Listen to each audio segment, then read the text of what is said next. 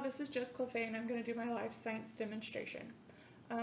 What I'm going to do for the activity for this is you will need construction paper, markers, crayons, and possibly scissors or glue, depending on how creative the kids want to get.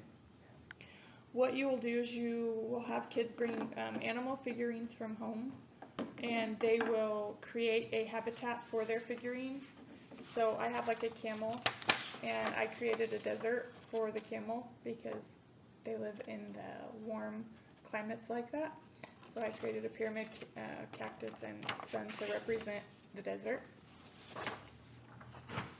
I created a frozen tundra for the penguin because they're used to the icy, cold, frozen habitats. And I created a swampland, marshy swampland for my alligator because that is where they live. They like living there so they can hide, hunt, all that. The cost of this demonstration is free because you probably would have all of the things that you need in your classroom. And you could have the children bring figurines from home. If you would have to buy any, you could probably purchase some animal figurines at a garage sale for fairly cheaper.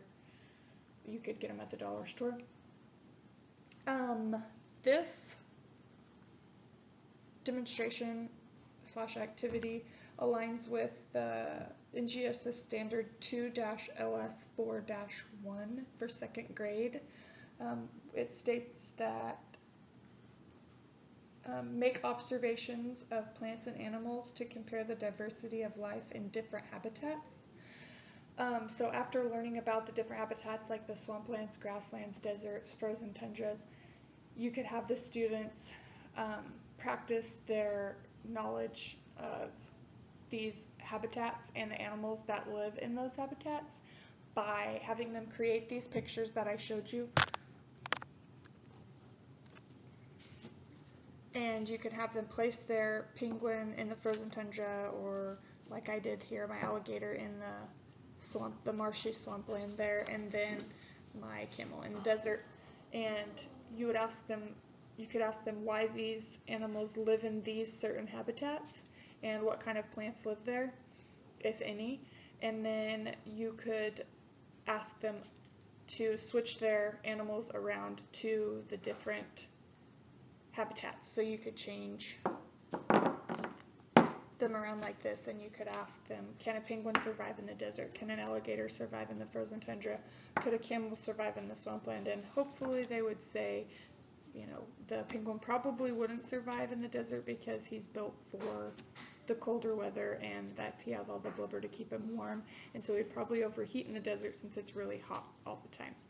And an alligator probably wouldn't survive in the frozen tundra because he's not built for the cold weather. He lives in a humid climate, and